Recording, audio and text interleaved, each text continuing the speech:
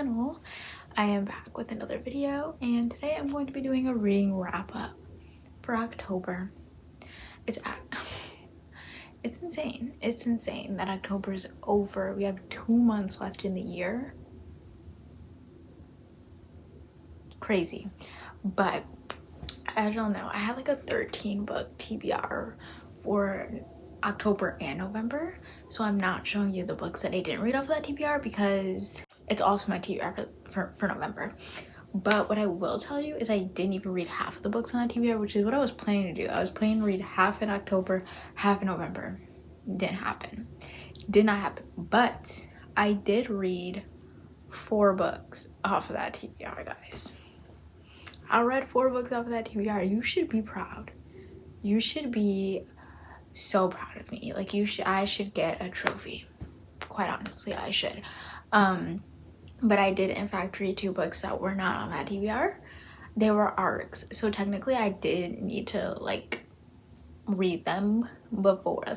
One of them I had to read them by November 7th, so I was like, why not, like let's just read it now. And then the other one I needed to read by November 16th, so I was like, we're just gonna read them now, speed up the process, you know. So that's what I did.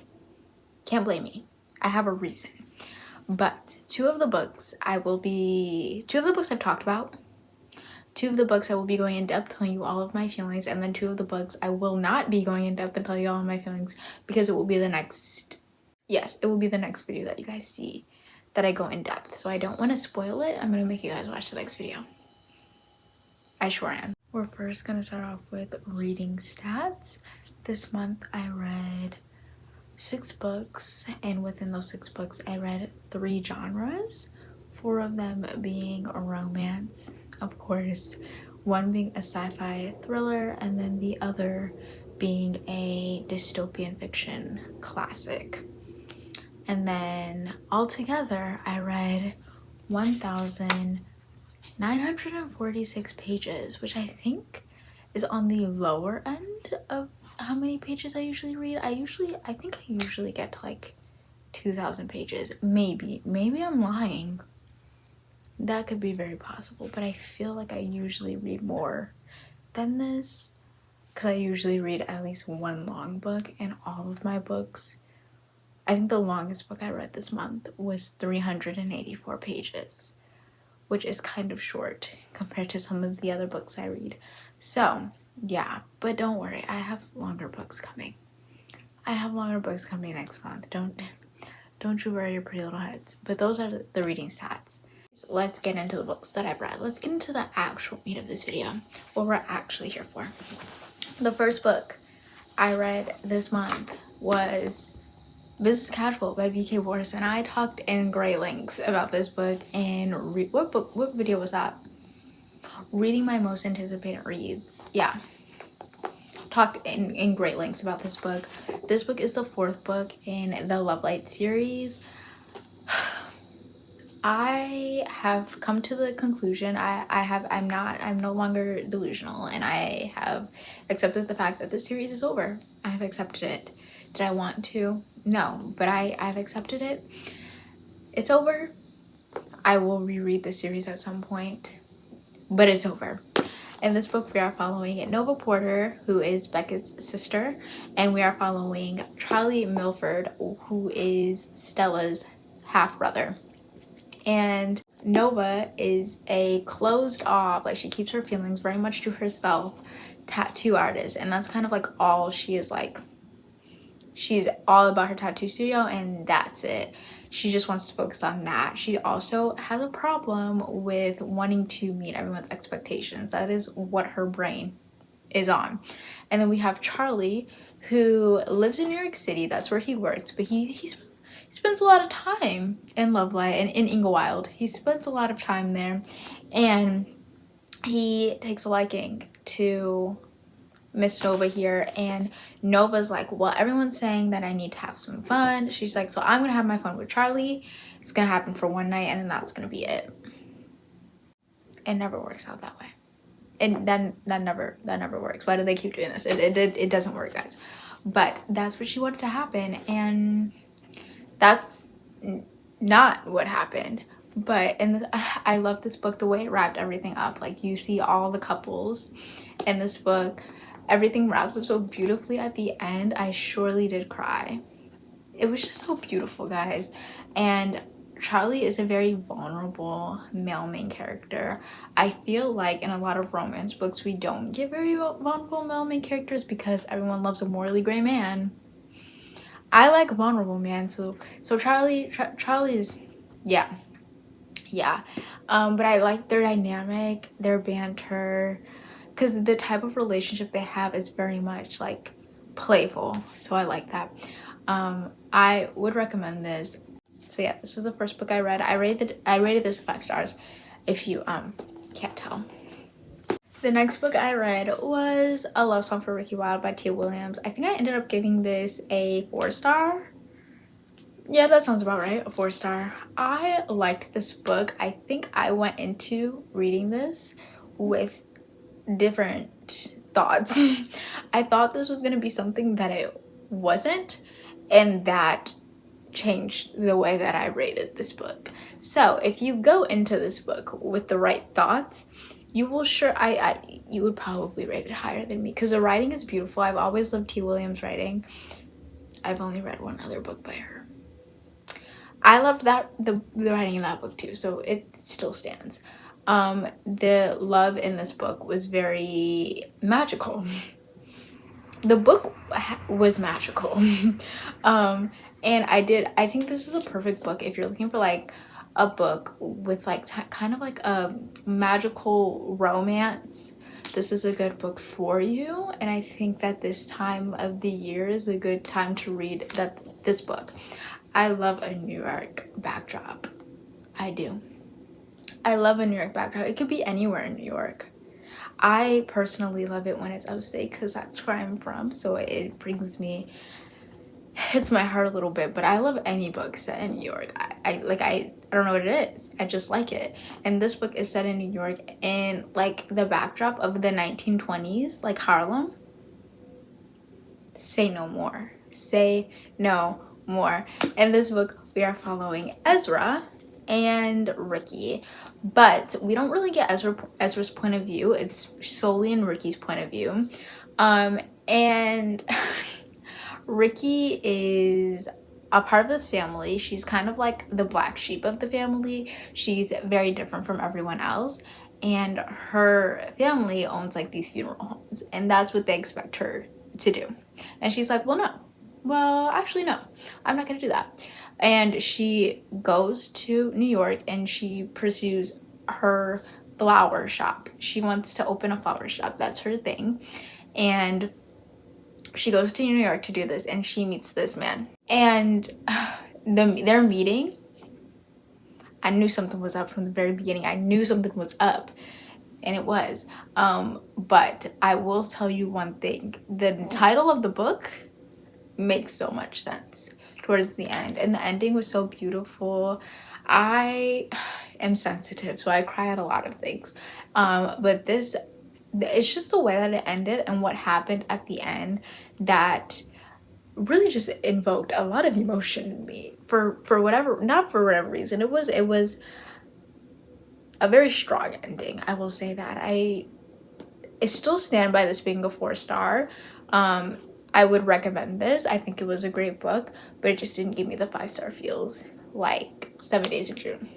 But I would still recommend this. I still think that y'all should read this. I then read a arc called Lemon Cake by Tanya Longoria. I think that's her name. I don't know how to pronounce it. If I'm saying it wrong, I'm so sorry. But I think that's how you pronounce it. This book, it was so cute. There's no 3rd act breakup. Love that. This book comes out, I think it may already be out actually, if I'm not mistaken. It's not out yet. It comes out November 4th, which is in like 2 days. It comes out on Monday, and I think that you guys should read the book if you like spice. If you don't like spice, you're not gonna like this book, because this book was very spicy. Very spicy. But I just thought I really liked it. So there is a kid in this book, and his name is Dan, and he is the cutest little boy ever. He's the cutest 10-year-old in this entire world. So cute. And his aunt Gemma is our female main character, and she has a prosthetic leg. Something happened in her past where she had to get a prosthetic leg, and her little nephew loves to brag about his aunt that has a robotic leg. That's what he calls it, and it's so cute. And oh my gosh, just the scenes, it was so heartwarming. It was spicy, but it was heartwarming, and I loved it. But we are following Ryder, who is a football player. I forgot what the name of the team is, but he's a football player. And Gemma, who used to be a football player, and she had this accident, and now she's not a football player, but she has a twin sister named, I forgot her twin sister's name, but she has a twin sister and her son Dan, and she tends to help her sister out. And Dan is essentially what brings Ryder and Gemma together, and it was so cute. There's no third act breakup. Ryder is he's a very caring. The way that he immediately, first of all, it's the way he gets very flustered when having to ask her questions about literally anything, and I think it's the most adorable thing in this world. But he's very hesitant, but he's also very respectful when it comes to Gemma, and Gemma also has her own problems to deal with because obviously she has tried dating with this prosthetic leg, and you know how people are, and she's very hesitant, and just seeing them kind of like form this connection and her trust him, oh my goodness, so cute. Ryder's also such a yes man, so cute. Oh my gosh, please read it. It was so easy to read, so fast paced. It was so good. But I will warn you, if you do not like spice, do not touch the book. But it was so good. It was so good. But yeah, that comes out November 4th. I don't know if it's gonna be on Kindle Unlimited. If not, buy the book and read it, please. I have the arc for the second one. Oh my goodness, I need to read it right now, but I'm gonna give myself some time. I am. Now we're talking about the two books that I will not be going into depth about because they're going to be the next video, but I will tell you if I like them or not. I will tell you that much, and I will tell you what my rating is for them because I told you my rating in the video. So you guys will just have to wait to see my in-depth review because I won't be posting it on Goodreads either, so you guys could cheat. First book, Dark Matter by Blake Crouch. This was also on one of the 24 books that I wanted to read in 2024. I did that. I did it, and I read it, and I'm going to give this a 4-star. I think that's what I said in the video. I'm still really iffy about when I'm reading this book because I liked it, but I'm also like, I don't know, it just seemed repetitive at times, but it was very interesting. So I don't know, by the end of that video, like the end of my next video, you guys will have a set rating, but right now I don't know. I liked it. It's gonna be around a 4. I'll tell you that much, but it's really good. We were following Jason Dessen, who went out to get a drink, left his house, went out to get a drink, and then woke up in a place that he didn't know where he was. But it looked like his life, but it wasn't his life. Dramatic. Dramatic. It was really good. I just don't know what I'm gonna rate it. But sci-fi. If y'all like it, I think y'all would like this book. The next book I read was The Handmaid's Tale by Margaret Atwood. Y'all, I was so pleasantly surprised with this book. I was so pleasantly surprised with this book. I gave this book a 4.5. I think that's what I said in the video. If I didn't, that's what it is. It's a 4.5. It was so close to being a 5. So absolutely close to being a 5. Or did I give it a 5? I don't know. I don't know. I think it's a 4.5. I think that's what it is. I really like this. I read this in like a day, I want to say. Like within 24 hours, I read this. I did not read it in one sitting. I got too much to do to be doing that. I really do. But pleasantly surprised, and you better believe that I am reading the testaments Absolutely. So good. It is a dystopian book. I've noticed that I do love me a dystopian book, which is why I think I'm gonna love 1984. Have I read it? No. Have I had it for like almost 3 years? Yes. But we don't have to talk about that. What we will talk about is how much I love this book. And it's a 4.5 right now. It may change by the time I finish that video, but right now, 4.5. Read it. Don't let it being made, like being written in 1984 and being a classic and an old book stray you. Don't let that deter you. Yeah. Don't let it. Read the book, guys. Read the book. Especially if you're a woman, read it. If you get anything from this video, read that book.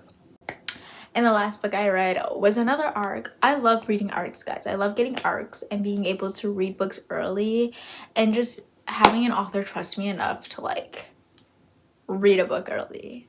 You know, like I love that. But I read another book and it was called Replaying the Game by Emily Tudor. Holy. It is a hockey romance. It is a sports romance and it is a college romance. I give this a 4.5 and I'm sticking to that review. I mean, I'm sticking to that rating. It's a 4.5. The only reason why this book is not a 5-star is because our female main character, Hadley, in the beginning, I'm a people pleaser at heart. If you know me in real life, you know this. I'm a people pleaser. I want everyone to be happy. And in turn, that makes me be very, very nice. I'm very nice to people. Even though sometimes they don't deserve it, I'm very nice. And in the beginning of the book, Hadley was not very nice. And that just made me sad because she made people angry, and that's literally the only reason why this book is not a 5-star, because it took me so long to get it. Didn't take me long. I mean, like, it took me like 30 minutes to get through the first part of the book, because like I would like read parts of her and like parts of like her point of view, and she would be mean, and I'm just like, girl, it's not that serious. It's not that serious, and you're getting things wrong. So that's the only reason why this book is not a 5-star. And it's a personal reason. If this book does not have other 5-star reviews, I don't know what they were reading, but they were reading something different than me. I loved this book. We are following Hadley and we are following Grant. Grant is on the hockey team, and Hadley is this bookworm, this book lover. She's straight A student, and she signed up to be a tutor. Grant, it's the second week of classes, and he is failing a class, and he's like, I can't fail a class because this coach is like, I'm gonna kick you off the team if you fail this class. And so he goes to Hadley and like, I need you to help me, because she got an A in the class. So he's like, I need you, please. And it is definitely like hate to lovers. Like, it's not enemies. They're not enemies. But she has some very, very strong negative feelings for him at first. And him, it's definitely Guy's fault. Guy falls first hard because like the way he reacts when he first sees her, I need a man to react like that when he first sees me. Emily did that meeting correctly. She sure did. I love this. The ending, I cried happy tears. I cried excited tears, because even though this book, I think it was like 306, I don't remember how many pages it was, but I got so attached to these characters. Oh my goodness, I got so attached to these characters. And that ending, it was so cute. The ending was so cute. And then the extended epilogue, guys, that was the easiest book I've ever read, in the best way possible. Not like it was like young. No. It wasn't young. It was so easy to read. Because I was so engaged. I was engaged the entire time. The book comes out November 7th. Please read it. Please read it. Also, I don't know, I'm pretty sure that she has put trigger warnings. There is mentions of stuff in this book, so I would check your trigger warnings if you are going to read this book, because there's definitely people who have this trigger and this could mess with them. So check your trigger warnings. But if you feel like you can read it, please read it. It's so good. I had to text her immediately after I read the book because I was just like, girl, what did you do? What did you put in this? Because I'm addicted. I need the second book like right now. So yeah, there's that. Anything else to say? I was gonna say something. Oh, I actually did. I'm not gonna lie. I finished it on November 1st, which is why I'm counting it as an October like read, because majority of it was read on October 31st. So I'm definitely counting it as an October book. So just wanted to let you guys know that. Don't want to be a liar over here, but I am counting it as an October book because the majority of it was read in October. So yes, that comes out November 7th. Read that book. Lemon Cake comes out November 4th. Read that book. That is all I have to say. If you guys have read any of these books, let me know how you guys feel about them down below. And if you're new here, hello. I hope you guys enjoyed this. And I hope to see you more. That's all for today. I will see you guys next Tuesday.